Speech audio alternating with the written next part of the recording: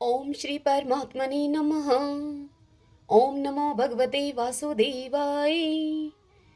आज श्रीमद् भागवत महापुराण चतुर्थ स्कंद के अध्याय 9 और 10 की पावन कथा में हम आज सुनेंगे ध्रुव का वर पाकर अपने घर को लौटना तथा उत्तम का मारा जाना, ध्रुव का यक्षों के साथ युद्ध करना।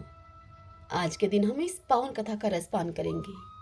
ओम श्री कृष्णाय नमो नमः। भगतजनों, पिछले अध्याय की कथा में हम सभी ने श्रवण किया था कि सभी देवता एकत्रित होकर श्री हरि के पास आते हैं। अब आज उससे आगे की कथा सुनते हैं। श्री मैत्रेय जी इस कथा को सुनाते हुए विदुर जी से कहते हैं कि हे विदुर जी, भगवान के इस प्रकार आश्वासन देने से देवताओं का डर जाता रहा और वे उन्हें प्रणाम करके स्वर्गलोक को चले गए। तत्पश्चात विराट स्वरूप भगवान गरुड़ पर चढ़कर अपने भक्त ध्रुव को देखने के लिए मधुवन में आए। उस समय ध्रुव जी त्रिवियोग अभ्यास से एकाग्र हुई बुद्धि के द्वारा भगवान की बिजली के समान देदीप्यमान जिस मूर्ति का अपने हृदय कमल में ध्यान कर रहे थे, वह सहसा विलीन हो गई। इससे घबराकर ध्रुव ने ज्यों ही अपने नेत्र खोले, त्यों ही भगवान के उसी रूप को बाहर अपने सामने खड़ा हुआ देखा। प्रभु का दर्शन पाकर बालक ध्रुव को बड़ा कौतूहल हुआ। वे प्रेम में अधीर हो गए। उन्होंने पृथ्वी पर दंड के समान लौटकर उन्हें प्रणाम किया। फिर वे इस प्रकार प्रेम भरी दृष्टि से उनकी ओर देखने लगे कि मानो अपने नेत्रों से ही ध्रुव प्रभु को पी जाएंगे, मुख से चूम लेंगे और भुजाओं में कस लेंगे। वे हाथ जोड़े प्रभु के सामने खड़े थे और प्रभु की स्तुति करना चाहते थे, परंतु किस प्रकार स्तुति करें यह तो वह जानते ही नहीं थे। सर्व अंतर्यामी श्री हरि उनके मन की बात को जान गए। उन्होंने कृपा पूर्वक अपने वेदमय शंख को उनके गाल से छुआ दिया। ध्रुव जी अपने भविष्य में अविचल पद प्राप्त करने वाले थे। इस समय शंख का स्पर्श होते ही उन्हें वेदमय दिव्य वाणी प्राप्त हो गई और जीव तथा ब्रह्मा के स्वरूप का भी निश्चय हो गया। वे अत्यंत भक्ति भाव से धैर्य पूर्वक विश्व विख्यात कीर्तिमान श्रीहरि की स्तुति करने लगे। ध्रुव जी ने स्तुति करते हुए भगवान से इस प्रकार कहा, हे प्रभु, आप सर्वशक्ति संपन्न हैं। आप ही मेरे अंतःकरण में प्रवेश करके अपने तेज से मेरी इस सोई हुई वाणी को सजीव करते हैं तथा हाथ, पैर, कान और त्वचा, इनसे अन्यान्य इंद्रियों एवं प्राणों को भी चेतनता देते हैं। मैं आप अंतर्यामी भगवान को प्रणाम करता हूँ। हे भगवान, आप एक ही हैं, परंतु अपनी अनंत गुणमयी माया शक्ति से इस महदादि संपूर्ण प्रपंच को रचकर अंतर्यामी रूप से उसमें प्रवेश कर जाते हैं और फिर इसके बाद इंद्रिय आदि असत गुणों में उनके अधिष्ठात्र देवताओं के रूप में स्थित होकर अनेक रूप से भासते हैं। ठीक वैसे ही जैसे तरह तरह की लकड़ियों में प्रकट हुई आग अपनी उपाधियों के अनुसार भिन्न भिन्न रूपों में भासती है। हे नाथ, सृष्टि के आरंभ में ब्रह्मा जी ने भी आपकी शरण लेकर आपके दिए हुए ज्ञान के प्रभाव से ही इस जगत को सोकर उठे हुए पुरुष के समान देखा था। हे दीन बंधो, उन्हीं आपके चरण तल का मुक्त पुरुष भी आश्रय लेते हैं। कोई भी कृतज्ञ पुरुष उन्हें कैसे भूल सकता है। हे प्रभु, इन शवतुल्य शरीरों के द्वारा भोगा जाने वाला इंद्रिय और विषयों के संसर्ग से उत्पन्न सुख, यह सुख तो मनुष्यों को नरक में भी मिल सकता है। जो लोग इस विषय सुख के लिए लालायित रहते हैं और जो जन्म मरण के बंधन से छुड़ा देने वाले कल्प तरु स्वरूप आपकी उपासना भगवत प्राप्ति के सिवा किसी अन्य उद्देश्य से करते हैं, उनकी बुद्धि अवश्य ही आपकी माया के द्वारा ठगी गई है। हे नाथ, आपके चरण कमलों का ध्यान करने से और आपके भक्तों के पवित्र चरित्र को सुनने से प्राणियों को जो आनंद प्राप्त होता है, वह निजानंद स्वरूप ब्रह्मा में भी नहीं मिल सकता। हे प्रभु, फिर जिन्हें काल की तलवार काटे डालती है, उन स्वर्गीय विमानों से गिरने वाले पुरुषों को वह सुख मिल ही कैसे सकता है। हे अनंत परमात्मन, मुझे तो आप उन विशुद्ध हृदय महात्मा भक्तों का संग दीजिए जिनका आप में अवचिन्न भक्ति भाव है। उनके संग से मैं आपके गुणों और लीलाओं की कथा सुधा को पीकर उन्मत्त हो जाऊंगा और सहज ही इस अनेक प्रकार के दुखों से पूर्ण भयंकर संसार सागर के उस पार पहुंच जाऊंगा। हे कमलनाभ प्रभु, जिनका चित आपके चरण कमल की सुगंध में लुभाया हुआ है, उन महानुभावों का जो लोग संग करते हैं, वे अपने इस अनंत प्रिय शरीर और उसके संबंधी पुत्र, मित्र, ग्रह और स्त्री आदि की सुधि भी नहीं करते। हे अजन्मा परमेश्वर, मैं तो पशु, वृक्ष, पर्वत, पक्षी, सरीसृप, सर्प आदि रेंगने वाले जंतु, देवता, दैत्य और मनुष्य आदि से परिपूर्ण तथा महद आदि अनेकों कारणों से संपादित आपके इस सदात्मक स्थूल विश्व रूप को ही जानता हूँ। इससे परे जो आपका परम स्वरूप है, जिसमें वाणी की गति नहीं है, उसका मुझे पता नहीं है। हे भगवान, कल्प का अंत होने पर योग निद्रा में स्थित जो परम पुरुष इस संपूर्ण विश्व को अपने उदर में लीन करके शेष जी के साथ उन्हीं की गोद में शयन करते हैं तथा जिनके नाभि समुद्र से प्रकट हुए सर्वलोक में स्वर्ण वर्ण कमल से परम तेजो में ब्रह्मा जी उत्पन्न हुए, वे भगवान आप ही हैं। मैं आपको प्रणाम करता हूँ। हे प्रभु, आप अपनी अखंड चिन्मय दृष्टि से बुद्धि की सभी अवस्थाओं के साक्षी हैं तथा नित्य मुक्त, शुद्ध सतोमय, सर्वज्ञ, परमात्म स्वरूप, निर्विकार, आदि पुरुष, षड ऐश्वर्य संपन्न एवं तीनों गुणों के अधीश्वर हैं। आप जीव से सर्वथा भिन्न हैं तथा संसार की स्थिति के लिए यज्ञ अधिष्ठाता विष्णु रूप से विराजमान हैं। आपसे ही विद्या, अविद्या आदि विरुद्ध गतियों वाली अनेकों शक्तियां धारावाहिक रूप से निरंतर प्रकट होती रहती हैं। आप जगत के कारण अखंड, अनादि, अनंत, आनंदमय, निर्विकार ब्रह्मा स्वरूप हैं। मैं आपकी शरण में हूँ। हे भगवान, आप परमानंद मूर्ति हैं। जो लोग ऐसा समझकर निष्काम भाव से आपका निरंतर भजन करते हैं, उनके लिए राज्य आदि भोगों की अपेक्षा आपके चरण कमलों की प्राप्ति ही भजन का सच्चा फल है। हे स्वामिन, यद्यपि बात ऐसी ही है तो भी गौ जैसे अपने तुरंत के जन्मे हुए बछड़े को दूध पिलाती और व्याघ्र आदि से बचाती रहती हैं, ठीक उसी प्रकार आप भी भक्तों पर कृपा करने के लिए निरंतर विकल रहने के कारण हम जैसे सकाम जीवों की भी कामना को पूर्ण करके उनकी संसार भय से रक्षा करते रहते हैं। श्री मैत्रेय जी इस कथा को सुनाते हुए आगे विदुर जी से कहते हैं कि हे विदुर जी, जब शुभ संकल्प वाले मतिमान ध्रुव जी ने इस प्रकार प्रभु की स्तुति की, तब भक्त वत्सल भगवान उनकी प्रशंसा करते हुए उनसे कहने लगे। श्री भगवान ने ध्रुव से कहा, हे ध्रुव, उत्तम व्रत का पालन करने वाले राजकुमार, मैं तेरे हृदय का संकल्प जानता हूँ। यद्यपि उस पद का प्राप्त होना बहुत कठिन है, तो भी मैं तुझे वह देता हूँ, तेरा कल्याण हो।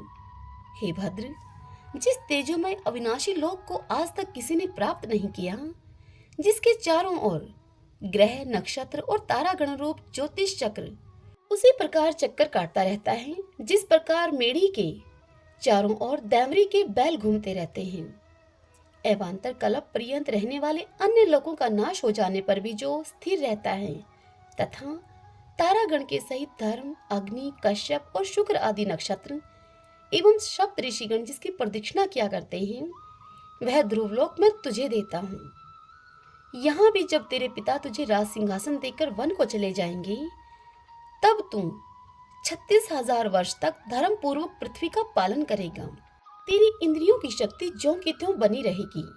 आगे चलकर किसी समय तेरा भाई उत्तम शिकार खेलता हुआ मारा जाएगा, तब उसकी माता सुरुचि पुत्र प्रेम में पागल होकर उसे वन में खोजती हुई दावानल में प्रवेश कर जाएगी। यज्ञ मेरी प्रिय मूर्ति है, तो अनेकों बड़ी बड़ी दक्षिणाओं वाले यज्ञों के द्वारा मेरा यजन करेगा तथा यहाँ उत्तम उत्तम भोग भोग कर अंत में मेरा ही स्मरण करेगा। इससे तू अंत में संपूर्ण लोकों के वंदनीय और सप्त ऋषियों से भी ऊपर मेरे निज धाम को जाएगा, जहाँ पहुंच जाने पर फिर संसार में लौटकर नहीं आना होता है। श्री मैत्रेय जी विदुर जी से आगे की कथा सुनाते हुए उनसे कहते हैं कि बालक ध्रुव से इस प्रकार पूजित होकर और उसे अपना पद प्रदान करके भगवान श्री गरुड़ ध्वज उसके देखते ही देखते अपने लोक को चले गए। प्रभु की चरण सेवा से संकल्पित वस्तु प्राप्त हो जाने के कारण यद्यपि ध्रुव जी का संकल्प तो निर्वर्त हो गया, किंतु उनका चित्त विशेष प्रसन्न नहीं हुआ। फिर वे अपने नगर को लौट गए। इतनी कथा को सुनने के पश्चात विदुर जी ने मैत्रेय जी से पूछा, हे ब्राह्मण, मायापति श्रीहरि का परम पद तो अत्यंत दुर्लभ है और मिलता भी उनके चरण कमलों की उपासना से ही है। ध्रुव जी भी सारा सार का पूर्ण विवेक रखते थे, फिर एक ही जन्म में उस परम पद को पा लेने पर भी उन्होंने अपने को अकृतार्थ क्यों समझा। यह सुनकर श्री मैत्रेय जी ने उत्तर में श्री विदुर जी से कहा, हे विदुर जी, ध्रुव जी का हृदय अपनी सौतेली माता के वाग बाणों से बिंद गया था तथा वर मांगने के समय भी उन्हें उनका स्मरण बना हुआ था। इसी से उन्होंने मुक्तिदाता श्रीहरि से मुक्ति नहीं मांगी। अब जब भगवत दर्शन से वह मनोमालिन्य दूर हो गया था तो उन्हें अपने इस भूल के लिए पश्चाताप हुआ। ध्रुव जी मन ही मन कहने लगे कि अहो, सनकादिक उद्रवेता अर्थात नौष्टिक ब्रह्मचारी सिद्ध भी जिन्हें समाधि के द्वारा अनेकों जन्मों में प्राप्त कर पाते हैं, उन भगवत चरणों की छाया को मैंने 6 महीने में ही पा लिया, किंतु चित्त में दूसरी वासना रहने के कारण मैं फिर उनसे दूर हो गया।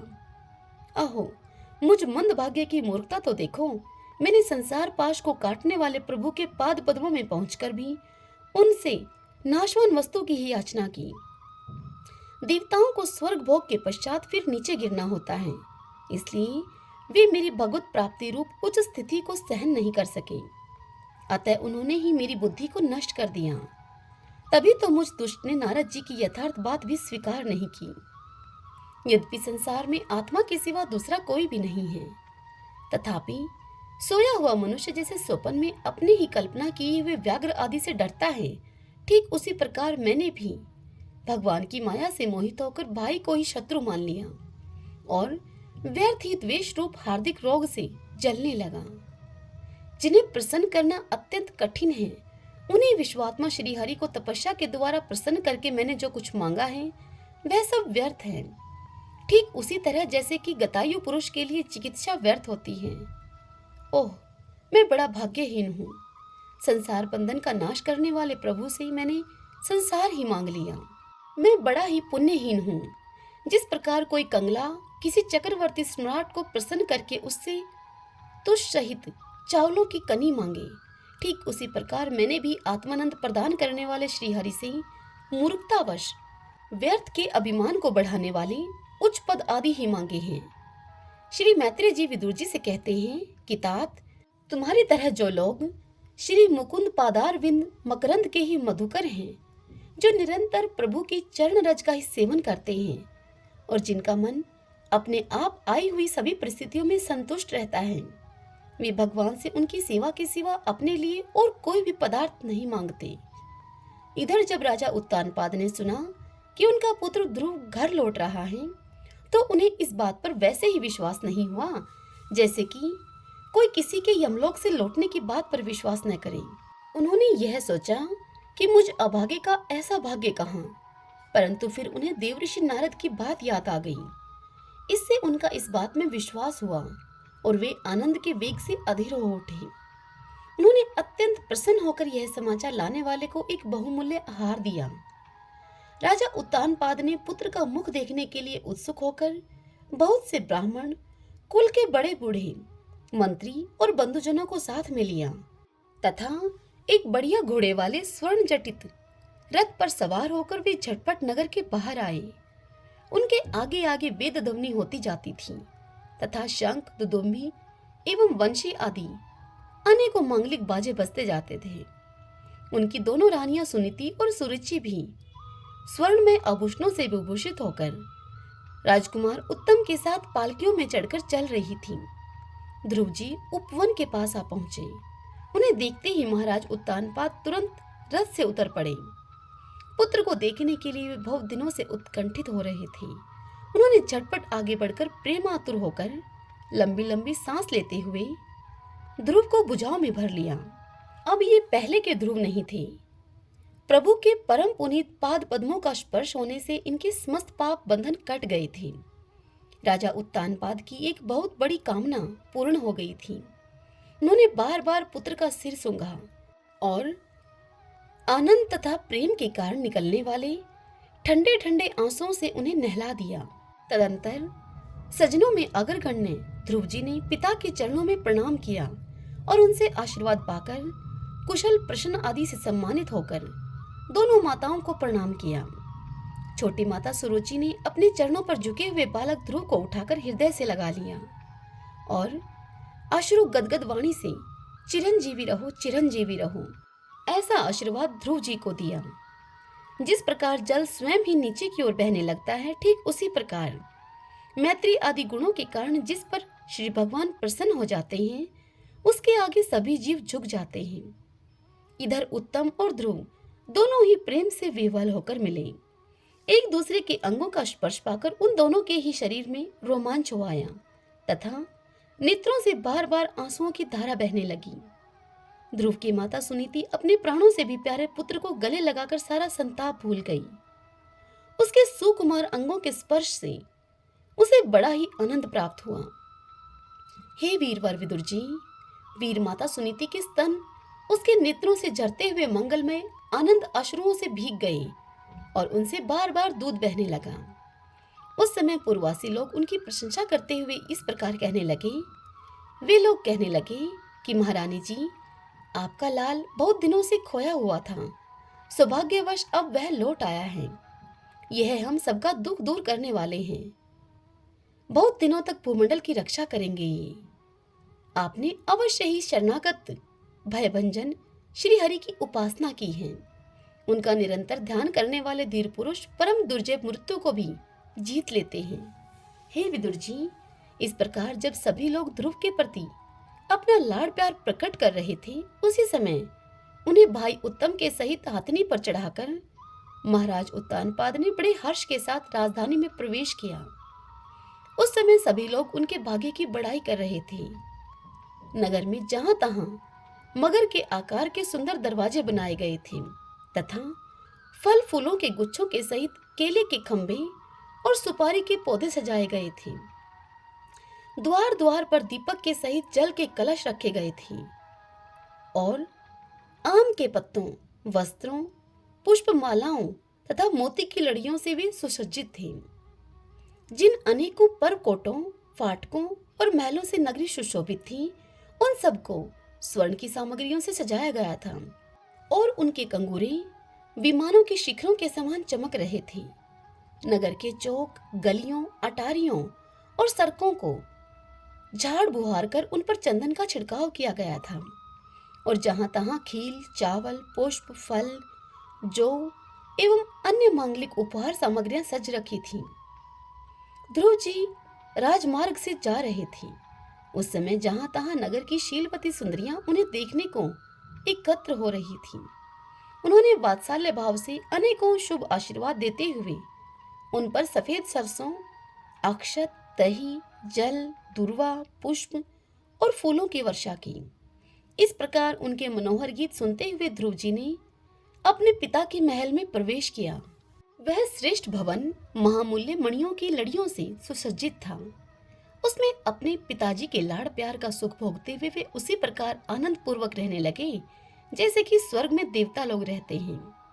वहां दूध के फेन के समान सफेद और कोमल शैयाएं, हाथी दांत के पलंग, सुनहरी कामदार पर्दे, बहुमूल्य आसन और बहुत सा सोने का सामान था। उसकी सैप्टिक और महामरकतमणि अर्थात पन्ने की दीवारों में रत्नों की बनी हुई स्त्री मूर्तियों पर रखे हुए मणिमय दीपक जगमगा रहे थे। उस महल के चारों ओर अनेक जाति के दिव्य वृक्षों से शोभित उद्यान थे, जिनमें नर और मादा पक्षियों का कलरव तथा मत वाले भौरों का गुंजार होता रहता था। उन बगीचों में वैदूर्य मणि अर्थात पुखराज की सीढ़ियों से सुशोभित बावलियां थीं, जिनमें लाल, नीले और सफेद रंग के कमल खिले रहते थे तथा हंस, कारंडव, चकवा एवं सारस आदि पक्षी क्रीड़ा किया करते थे। राजर्षि उत्तानपाद ने अपने पुत्र के अति अद्भुत प्रभाव की बात देवऋषि नारद से पहले ही सुन रखी थी। अब उसे प्रत्यक्ष वैसा ही देखकर उन्हें बड़ा आश्चर्य हुआ। फिर यह देखकर कि अब ध्रुव तरुण अवस्था को प्राप्त हो गए हैं, अमात्य वर्ग उन्हें आदर की दृष्टि से देखते हैं तथा प्रजा का भी उन पर अनुराग है। उन्होंने उन्हें निखिल भूमंडल के राज्य पर अभिषिक्त कर दिया और आप वृद्धावस्था आई हुई जानकर आत्म स्वरूप का चिंतन करते हुए संसार से विरक्त होकर वन को चल दिए। ओम नमो नारायण, ओम नमो नारायण। श्री मैत्री जी विदुर जी से कहते हैं कि हे विदुर जी, ध्रुव ने प्रजापति शिशु कुमार की पुत्री भ्रमि के साथ विवाह किया। उससे उनके कल्प और वत्सर नाम के 2 पुत्र हुए। महाबली ध्रुव की दूसरी स्त्री वायुपुत्री इला थी। उससे उनके उत्कल नाम के एक पुत्र और एक कन्या रत्न का जन्म हुआ। उत्तम का अभी विवाह नहीं हुआ था कि एक दिन शिकार खेलते समय उसे हिमालय पर्वत पर एक बलवान यक्ष ने मार डाला। उसके साथ उसकी माता भी परलोक सिधार गई। ध्रुव ने जब भाई के मारे जाने का समाचार सुना तो वे क्रोध, शोक और उद्वेग से भरकर एक विजयप्रद रथ पर सवार होकर यक्षों के देश में जा पहुंचे। उन्होंने उत्तर दिशा में जाकर हिमालय की घाटी में यक्षों से भरी हुई अलकापुरी देखी।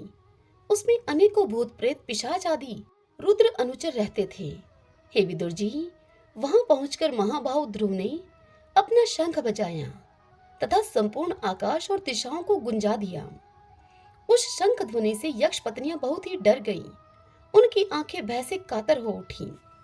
हे वीरवर विदुर जी, महाबलवान यक्ष वीरों को वह शंखनाद सहन न हुआ, इसलिए वे तरह तरह के अस्त्र शस्त्र लेकर नगर के बाहर निकल आए और ध्रुव पर वह टूट पड़े।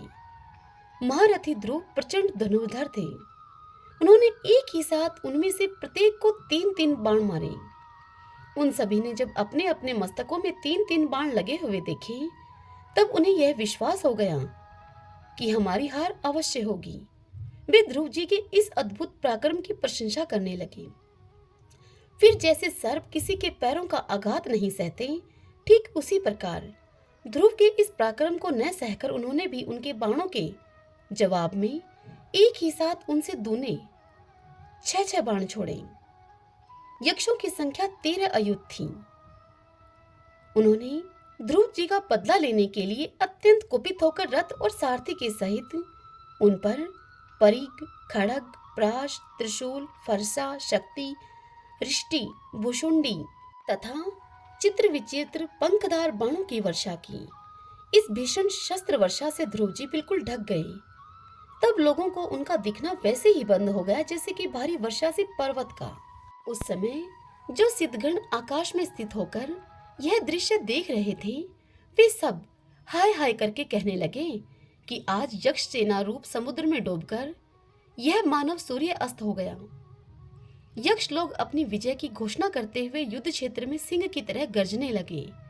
इसी बीच में ध्रुव जी का रथ एकाएक वैसे ही प्रकट हो गया जैसे कि कोहरे में से सूर्य भगवान निकल आते हैं। ध्रुव जी ने अपने दिव्य धनुष की टंकार करके शत्रुओं के दिल दहला दिए और फिर प्रचंड बाणों की वर्षा करके उनके अस्त्र शस्त्रों को इस प्रकार छिन्न भिन्न कर दिया जैसे कि आंधी बादलों को तितर बितर कर देती है। उनके धनुष से छूटे हुए तीखे तीर यक्ष और राक्षसों के कवचों को भेद कर इस प्रकार उनके शरीरों में घुस गए जैसे कि इंद्र के छोड़े हुए वज्र पर्वतों में प्रवेश कर गए थे। हे विदुर जी, महाराज ध्रुव के बाणों से कटे हुए यक्षों के सुंदर कुंडल मंडित मस्तकों से, सुनहरी ताल वृक्ष के समान जांघों से, विलय विभूषित बाहुओं से, हार, भुजबंद, मुकुट और बहुमूल्य पगड़ियों से पटी हुई वह वीरों के मन को लुभाने वाली समरभूमि बड़ी शोभा पा रही थी। जो यक्ष किसी प्रकार जीवित बचे, वे क्षत्रिय परवर ध्रुव जी के बाणों से प्रायः अंग अंग छिन्न भिन्न हो जाने के कारण युद्ध क्रीड़ा में सिंह से परास्त हुए गजराज के समान मैदान छोड़कर भाग गए। नरश्रेष्ठ ध्रुव जी ने जब देखा कि उस विस्तृत रणभूमि में अब एक भी शत्रु अस्त्र शस्त्र लिए हुए उनके सामने नहीं है, तो उनकी इच्छा अलकापुरी को देखने की हुई। किंतु वे पुरी के भीतर नहीं गए। वे मायावी क्या करना चाहते हैं, इस बात का मनुष्य को पता नहीं लग सकता। अपने सारथी से इस प्रकार कहकर ध्रुव जी उस रथ में बैठे ही रहे तथा शत्रु के नवीन आक्रमण की आशंका से सावधान हो गए। इतने में ही उन्हें समुद्र की गर्जना के समान आंधी का भीषण शब्द सुनाई दिया तथा दिशाओं में उड़ती हुई धूल भी दिखाई दी। एक क्षण में ही सारा आकाश मेघमाला से घिर गया। सब और भयंकर गड़गड़ाहट के साथ बिजली चमकने लगी। हे निष्पाप विदुर जी, उन बादलों से खून, कफ, पीप, विष्ठा, मूत्र एवं चर्बी की वर्षा होने लगी और ध्रुव जी के आगे आकाश से बहुत से धड़ गिरने लगे। फिर आकाश में एक पर्वत दिखाई दिया और सभी दिशाओं में पत्थरों की वर्षा के साथ गदा, परीग, तलवार और मूसल गिरने लगे। उन्होंने देखा कि बहुत से सर्प वज्र की तरह फुफकार मारते हुए रोषपूर्ण नेत्रों से आग की चिंगारियां उगलते हुए आ रहे हैं। झुंड के झुंड मतवाले हाथी, सिंह और बाघ भी दौड़े चले आ रहे हैं। प्रलयकाल के समान भयंकर समुद्र अपनी उताल तरंगों से पृथ्वी को सब ओर से डुबाता हुआ बड़ी भीषण गर्जना के साथ उनकी ओर बढ़ रहा है। क्रूर स्वभाव असुरों ने अपनी आसुरी माया से ऐसे ही बहुत से कौतुक दिखलाए जिनसे कि कायरों के मन कांप सकते थे। ध्रुव जी पर असुरों ने अपनी दुस्तर माया फैलाई है। यह सुनकर वहां कुछ मुनियों ने आकर उनके लिए मंगल कामना की। मुनियों ने ध्रुव जी से कहा, हे उत्तानपाद नंदन ध्रुव, शरणागत भय भंजन शारंग पाणी भगवान नारायण तुम्हारे शत्रुओं का संहार करें। भगवान का तो नाम ही ऐसा है जिसके सुनने और कीर्तन करने मात्र से मनुष्य दुस्तर मृत्यु के मुख से अनायास ही बच जाता है। हरि ओम तत्सत। ओम नमो नारायण। ओम नमो नारायण।